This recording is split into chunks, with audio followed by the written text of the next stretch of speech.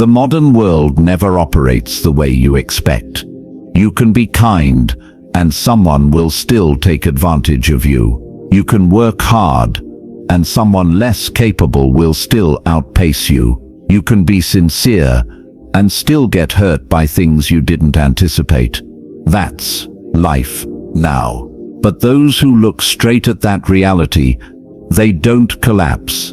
They stand firm. And those who stand firm, they take control of their own lives. This isn't loud or flashy power. This is the quiet layer of intelligence you only feel when you've lost it. The kind of intelligence that helps you stay calm amid chaos, stay clear-headed in a crowd, and stay composed when everything is against you. Churchill used it to survive war, politics, and public pressure. Just as we have to survive workplace competition, relationship drama, and silent attacks on social media. When others get played dirty, you learn to step back and observe. When someone tries to belittle you, you learn to hold your value without getting angry. When social media judges you, you learn to stay silent and act at the right moment. While most people react on instinct, you're about to learn to react strategically. While they let emotions drive them, you're about to learn to control emotions to serve your goals. Most people just try to survive day by day. You're about to learn how to lead your own life. And it all starts with 8 brutal but extremely useful lessons. 8 principles that will help you stay sharp in a volatile world. The first lesson Churchill always applied, and also the most important for anyone wanting to become sharp, is calculated opacity. The art of purposeful sharing. Simply put, you don't need to say everything. You just need to say enough. Don't let others see straight through all your emotions, plans, or weaknesses. Because once you expose everything, you lose your mystery and lose the initiative in every interaction. In today's life, this is truer than ever. At work, you think being friendly means sharing everything with colleagues, but the things you say can become weapons against you. Family matters, future plans, personal feelings, all can be scrutinized, gossiped about, even exploited. In relationships, revealing your past, fears, or needs too early makes you lose your natural appeal. People are always more interested in what they don't know than in what you've told too much about. And on social media, the more you post, the more you expose yourself to judgment from people who've never met you in real life. The more you reveal, the easier they slap labels on you. That's why calculated opacity is the first line of defense for smart people. A very everyday example. When someone asks, "What are you doing this weekend?" most will answer fully, listing detailed plans. But a sharp person will choose a simple reply. "Got a few things to handle." Pretty interesting. Short, concise, guarded, and enough to keep others from guessing too deep. Churchill was a master at this. He never revealed full military intentions, never let the opponent know the next step, and never let personal emotions dictate public statements. The gaps he created forced enemies to guess, and the more they guessed, the more wrong they were. Psychologically, people are very uncomfortable with ambiguity. When you leave gaps, they automatically fill them with their imagination. And their imagination is always stronger than the truth. The gaps you create become a tool to keep the initiative. Because in this game, whoever controls the information controls the situation. The practice lesson is very simple. In the next 24 hours, speak 20% less than usual. No extra explanations. No oversharing. No telling the full story. Observe the reactions. You'll notice your words become more valuable. Others' eyes pay more attention. And you feel more in control of interactions than ever. The second lesson. Churchill always demonstrated in every moment of his life is adaptive persona, the art of flexible self-presentation. Simply put, you don't always use the same version of yourself. You don't talk to your boss in the tone you use with your best friend. You don't pitch a project the way you comfort your partner. You don't write work emails the same way you chat in a friend group. Each situation demands a different version of you, and that's not fakeness. It's social intelligence, something successful people always possess. In modern life, this flexibility is more important than ever. When talking to your boss, you need clarity, brevity, respect for their space and time. When talking to your best friend, you can relax, be natural, and more sincere. When presenting a project to a client, you must be clear, purposeful, structured, and logical. But when your partner is sad, you can't use logic to calm them. You have to empathize, be gentle, soft. When writing work emails, every word must be clear and professional. When chatting in a friend group, you can be casual, humorous, spontaneous. Each context requires a different way of showing up, and people who understand this always earn respect from others. We're often taught to be ourselves, but no one says that yourself has many versions. Water is still water, whether in a glass or a lake, whether rushing or still. It just changes shape to fit the environment. Smart people are the same. They keep their core but adapt in how they express it. Churchill is a classic example. In front of the public, he was inspiring, strong, full of hope. In meetings with generals, he was sharp, realistic, and strategy-focused. With allies, he was humorous, diplomatic, and good at building trust. Facing enemies, he was cold, tough, showing no weakness.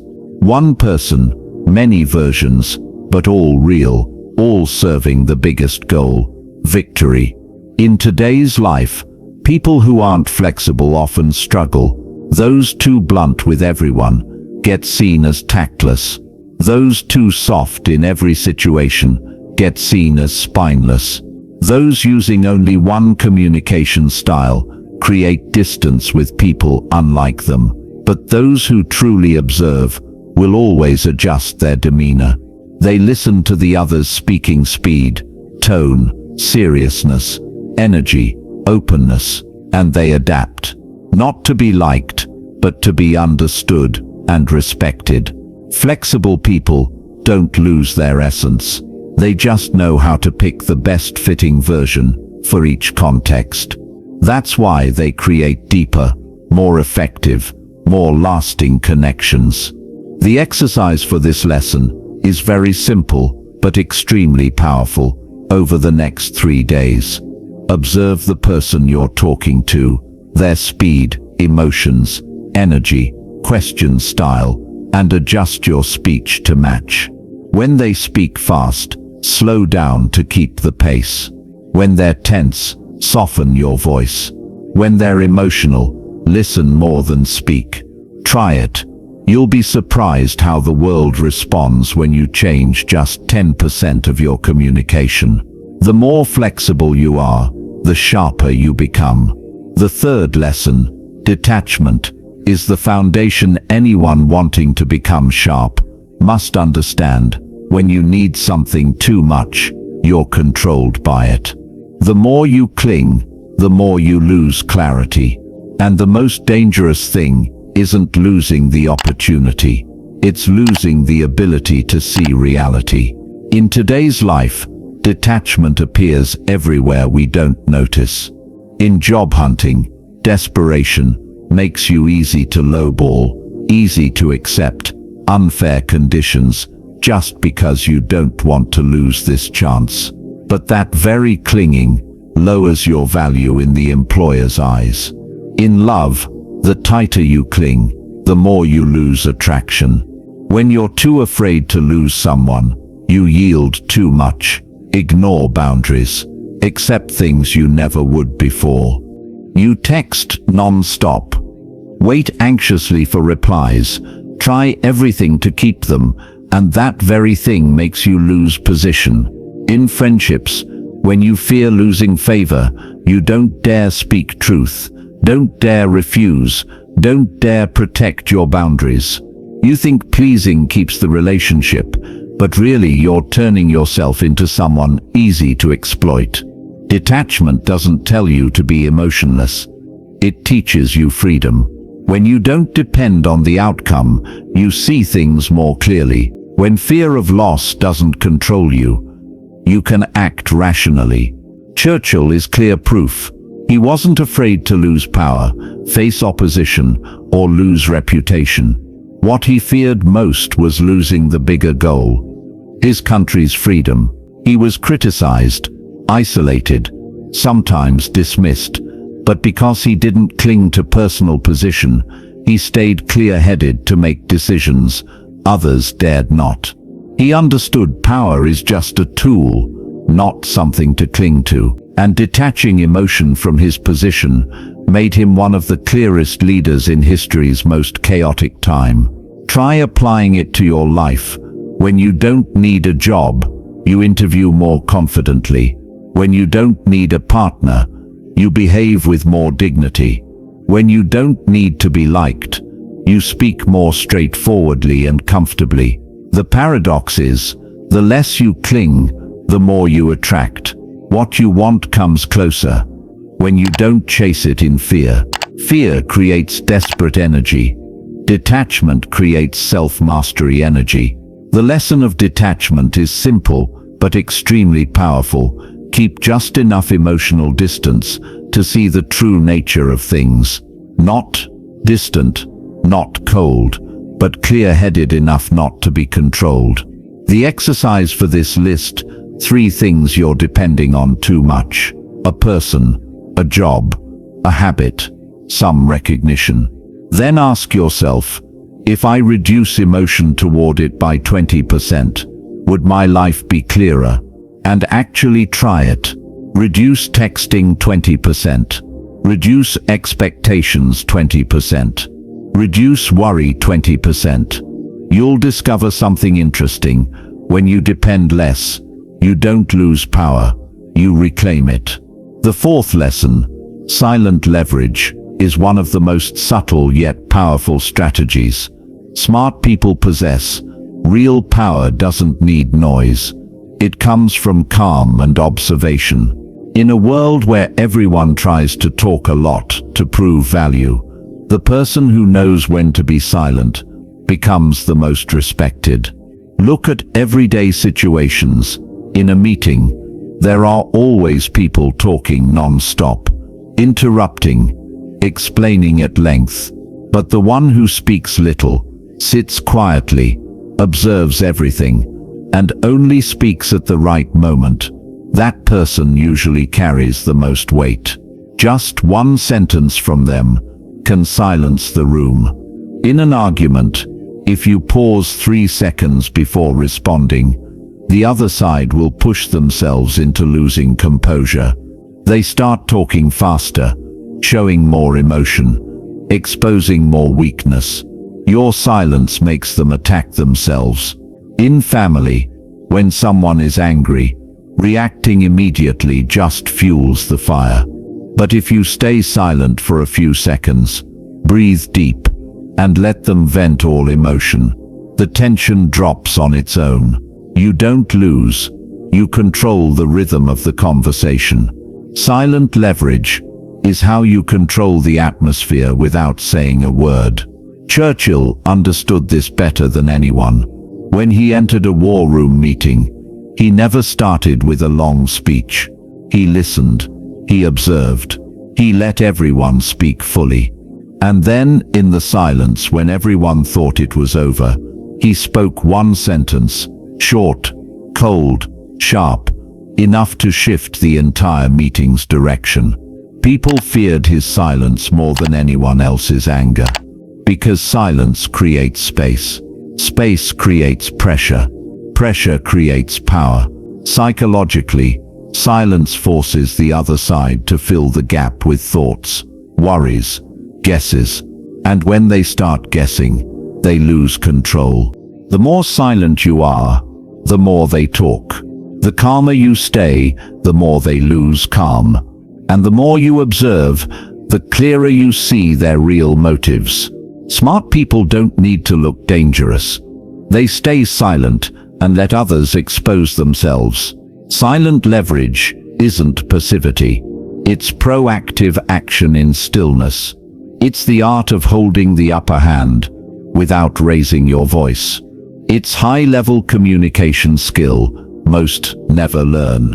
And the exercise for this is extremely simple, but highly effective.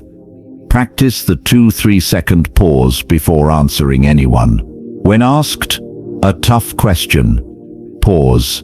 When attacked, pause. When hearing something you dislike, pause. When in heated debate, pause. 3 seconds seem small, but they're the 3 seconds that let you regain control, adjust emotion, choose response strategy, and make the other side question themselves about you. Practice this habit for just 1 week, and you'll see your position in communication change completely. Silence isn't meaningless emptiness. It's the lever sharp people always know how to use. The 5th lesson, psychological echo, is the art of making others feel you truly understand them. People don't listen to logic first. They listen to feeling. They only open up when they feel seen, understood, acknowledged. If you want to influence someone, first let them see you understand their emotional position. This isn't manipulation. It's the essence of human communication. A very simple example. When someone complains about being tired, our usual reflex is advice. Go to bed early. Take a break. Don't overthink. But advice then is like wind through the ears. The listener doesn't feel better. They just feel you don't understand their problem. But if you reflect the emotion, just 1 sentence, sounds like you're really overwhelmed. The atmosphere changes instantly. They feel empathized with. And right then, you enter the position of influence. When a client is anxious, instead of long explanations about the process, just reflect. You want to make sure everything is safe, right? They'll nod, not just because you're right, but because you understand their deepest worry. And when they feel understood, they trust you. Churchill used psychological echo in a way no one could match. In the darkest days of war, the British people were afraid, lost faith, confused about the future. Churchill didn't stand up and say, "Don't be afraid, we'll be fine." He described their fear exactly as they felt it. He named the darkness, the chaos, the despair. He reflected the people's emotions in speeches that hit to the bone. We are facing a peril unlike any before, but we shall not surrender. Because he started from their emotions, they believed his promise. They didn't believe because he spoke. They believed because he understood. Psychologically, psychological echo works because of 3 silent questions everyone asks in communication. Do you see me? Do you understand me? Do you respect my feelings? If all 3 answers are yes, they'll trust you, listen to you, follow you. If even one is no, you lose influence instantly. The art of echo isn't repeating their words verbatim. It's reflecting the emotion, need or hidden worry beneath the words. People say, "I'm tired," but really mean I'm under pressure. People say, "I'm afraid this project will fail," but really mean I don't want blame dumped on me. People say, "I'm not sure about this relationship," but really mean I'm afraid of getting hurt. When you reflect that emotional layer correctly, you open the door to influence without persuasion. Psychological echo also helps you avoid the biggest communication mistake: answering too fast. Not every conversation needs advice.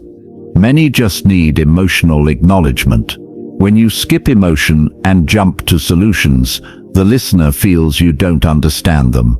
But when you address emotion first, the solution becomes far more acceptable later. That's why people with strong charisma aren't the best talkers.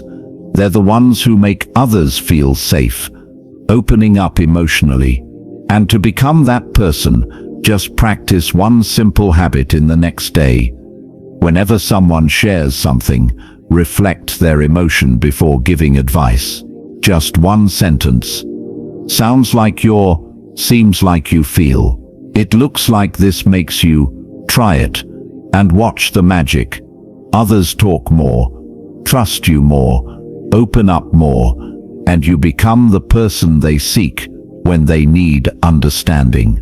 That's the power of psychological echo. The power Churchill used to lead an entire nation in its darkest hour. The sixth lesson: ambiguous morality. One of the hardest to swallow, but most realistic. Doing what's nice isn't always what's good. And doing what's right sometimes looks very uncomfortable. We grow up in a society encouraging surface kindness. Be cute, be polite, please others to be seen as good. But real life doesn't run on those simple rules. Sometimes actions that look beautiful cause long-term harm. Lending someone money out of pity doesn't help them grow, it just prolongs their dependence and puts you at financial risk. Keeping a bad employee because you avoid confrontation doesn't make you kinder. It just stalls the team, drags the company down, and makes good people carry the consequences. Covering for a friend's mistakes to keep peace doesn't make you a good friend. It lets them keep erring and makes you an enabler. Modern life is full of such situations where you think you're doing the nice thing, but really you're avoiding the right thing. Ambiguous morality isn't calling you to be ruthless. It's calling you to be mature. To understand right-wrong isn't always black and white, and sometimes the least pleasant choice brings the best outcome. Churchill lived in this gray area his whole career. He had to make painful decisions, at times criticized by the public, at times misunderstood by history. But he knew one thing: if he only did the nice thing, Britain would collapse. He chose the hard path, not because it felt good, but because it was necessary. He understood great responsibility demands imperfect decisions. And that's the lesson each of us, even without leading a nation, faces every day. In personal life, ambiguous morality appears when you avoid doing right just because you fear your image getting tarnished. You fear others seeing you as difficult, so you don't speak truth. You fear seeming selfish, so you take on more work when you're already overloaded. You fear being seen as cold, so you cling to relationships no longer good for you. But fear doesn't create a good life. It just creates a version of you always pulled by others' wants. To live sharply, you must accept this gray area. Not every choice that makes you look good is right, and not every choice that gets misunderstood is wrong. Look at yourself today. Is there any situation you're avoiding just because you fear looking bad?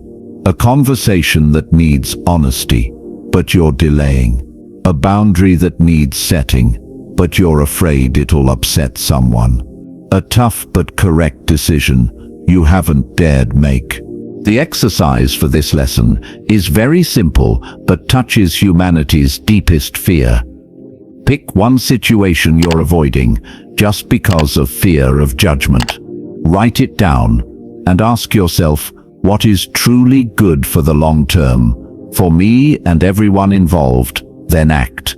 No need for big action, Just one small step, one honest sentence, one boundary set. When you overcome fear of image, you'll see clearly one thing. True morality isn't how good you look. It's whether you dare do what's necessary. And that choice, hard but right, is what truly makes you stronger. The seventh lesson, controlled exposure, revolves around a truth. Everyone knows, but few live by information equals power. And since information is power, not everyone deserves to know everything about you. In an era where everyone posts, tells, shares excessively, the person who keeps some things private is the one who keeps the advantage. Controlled exposure doesn't mean you have to live secretly or become unapproachable. It just reminds you that letting others know too much about you is the fastest way to lose initiative. Look at modern life to see how clear this is. When you're starting a business, not everyone should know your idea, model, or strategy. One careless sentence over coffee can get your plan copied or sabotaged before it forms. In the office, telling your love life to the whole department doesn't make you closer. It turns your personal life into gossip fodder. And once people gossip about you, you lose control of the narrative. On social media, sharing weaknesses, sadness, or vulnerable moments sometimes gets sympathy, but it can also become reason for others to judge, criticize, or exploit you. Not everyone following you wants good for you. Some want to see you fail. Some want to see you hurt. Some want to know where you're weak, so they can strike there. So smart people don't post everything they feel, don't tell everything they're doing, and don't reveal everything they're thinking. They know selective silence is armor, protecting them from the world's scrutiny. Churchill applied this strategy perfectly. He never revealed the full military situation to the public. He chose the right time and right way to share information, enough to keep people's faith, enough to keep enemies guessing, enough for allies to respect without suspicion. Every piece of information he released had purpose, was strategic, never impulsive disclosure. Churchill's controlled exposure wasn't just tactic, it was a survival principle. And in today's era, that principle is even more important. Ask yourself, how many times have you opened up too fast, too soon? How many times shared plans before they were ready? How many times posted something online, then regretted it immediately? How many times let others understand your weaknesses too clearly? Each time, you handed them a piece of power to use against you later. Controlled exposure teaches you to reclaim those pieces of power. Simply share less, more selectively. The exercise for this lesson is very clear and easy to apply. Cut the amount of personal information you share by 50% in 1 week. If you normally tell 6 things, tell 3. If you usually post lots of emotions online, cut in half. If talking to someone new, hold back the most important parts until you're sure of their intentions. It's not secrecy that creates distance. It's selective sharing that creates respect. And respect creates power. When you become someone who appears selectively, shares purposefully, and keeps some for yourself, you're not just safer, you're stronger. Your power doesn't lie in what you expose, but in what you choose not to say. The 8th lesson, outcome obsession, is the final shift to become someone who acts strategically instead of emotionally. Don't try to win arguments, achieve the goal. Many smart people still fail just because they get caught in the need to prove themselves. They want to be right. They want others to admit they're right. They want the last word. But the harsh truth is, winning an argument doesn't make projects move faster, doesn't improve relationships, doesn't make you richer or happier. arguing with colleagues until red face doesn't make your work better. It just makes the atmosphere tense and cooperation hard. Fighting with your partner to prove you're right doesn't make the relationship happier. It just exhausts both and pushes you apart. Trying to prove I was right doesn't improve your life. It just keeps you stuck in ego instead of moving forward. Results are what matter, not ego. And this is where Churchill excelled over most leaders. He didn't seek small wins, he sought the final victory. Facing strategy meetings, he didn't care who was right or wrong on details. He only asked, does this get us closer to victory? He didn't waste time defending personal views if they didn't serve the common goal. He was ready to change strategy, admit wrong, drop his initial opinion if reality showed a better path. That wasn't weakness. It was the coldness of someone putting results above emotion. And modern life demands you learn that mindset too. Less reacting, less ego, less defending honor, more action, more optimization, more realism. When you're obsessed with outcomes, you start asking different questions. Does this move me toward my goal? What action creates the fastest effect? Is this reaction serving me or serving momentary emotion? And when you shift focus from emotion to effectiveness, you become someone no one can drag into drama, because drama needs emotion to survive. Outcome-obsessed people don't supply it. Look at yourself. How many times have you wasted energy proving you're right in a meaningless argument? How many times delayed action because you were busy feeling hurt, disrespected, unhappy? How many times put ego before results? Outcome obsession teaches you to dismantle those extra emotional layers and see life like a chessboard. Every move must bring you closer to your personal victory. And what is that victory? A better job, a more stable relationship, stronger finances, a clearer mental state. The exercise for this is clear and practical. Pick one problem you're facing right now: work, love, family, health, any issue occupying your mind.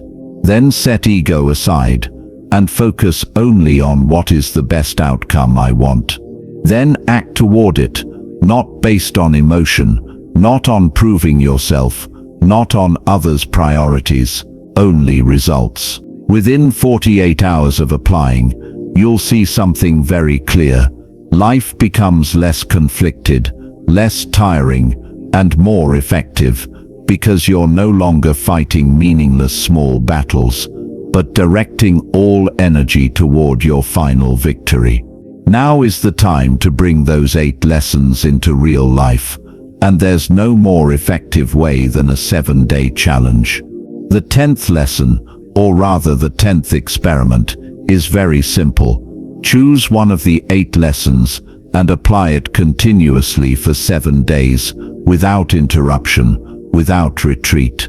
Just one lesson. Don't be greedy. Disciplined people don't do many things at once. They do one thing thoroughly.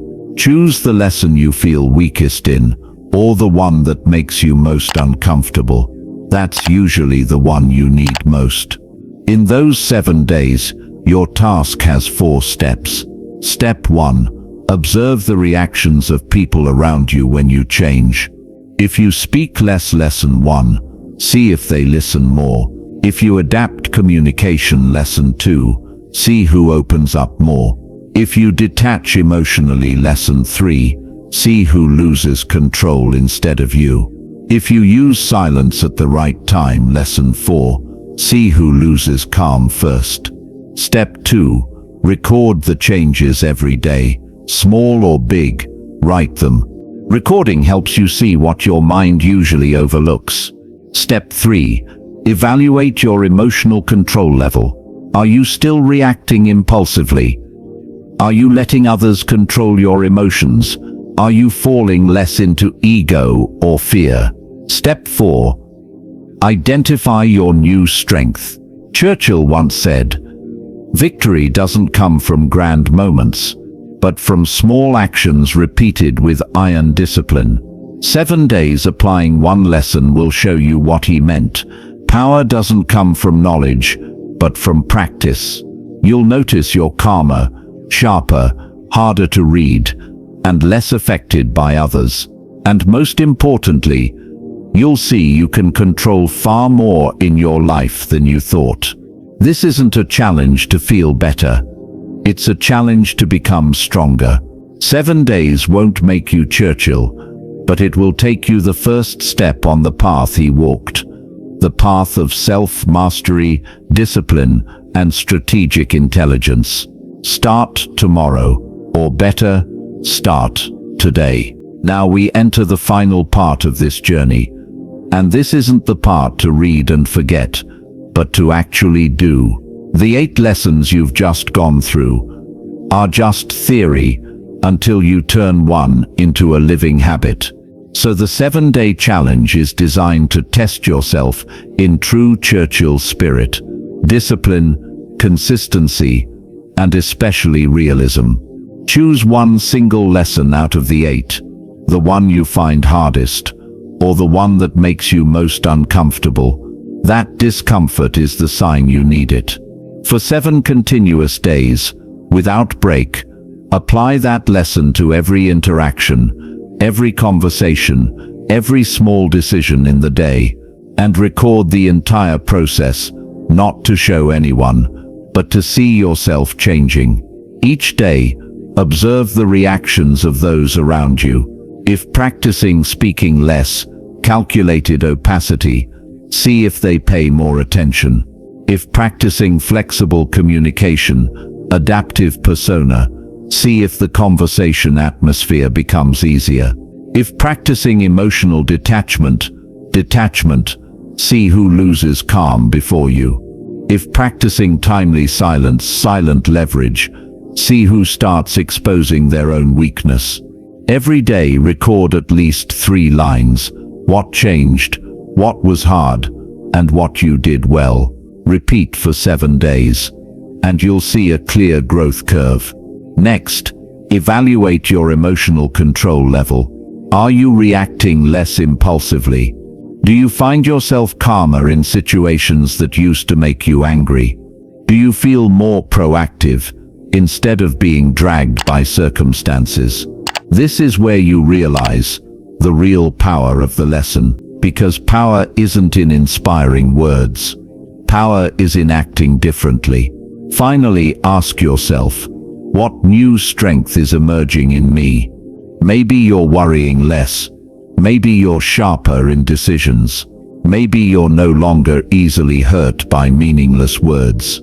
Maybe you realize you've taken control of the story, instead of letting it control you. Churchill believed victory doesn't come from explosive moments, but from small choices repeated with iron discipline. This 7-day challenge is the moment you start forging that discipline. You won't become a different version after 7 days, but you'll step into a mindset very few dare enter. The mindset of self-mastery, strategy, and inner power. Choose your lesson and start day 1 today. Finally, everything you've learned can be condensed into 2 models of people: those who react emotionally and those who understand psychology. The first group always lets the world control them. A criticism shakes them, a look scares them, a small bump disorients them. They live in reflex mode, not strategic mode. The second group, those who view life through a psychological lens, have the ability to lead the game. They understand others' motives, read context, see what others miss, and act based on goals rather than fleeting emotions. They aren't loud, but they set the pace of the dialogue. They don't try to look strong, but their clarity makes them dangerous. You have the right to choose the second group. You have the right to become as sharp as Churchill, not to impose power on others, but to protect your own world, your work, your relationships, your peace, and the future you're building. Sharpness isn't a privilege of a few, it's a skill you can train, one lesson at a time, one day at a time, and now is the time to confirm your choice. Leave a comment. Which of the 8 lessons will you practice first? Which one hits your weakness? Which one do you know you need most? If you want to keep training sharpness, realism, and strategic thinking like Churchill, hit subscribe so you don't miss the next content. This game isn't for impulsive reactors. It's for those who know how to observe, choose, act, and upgrade themselves every day. Stay strategic. Stay adaptable. Stay powerful.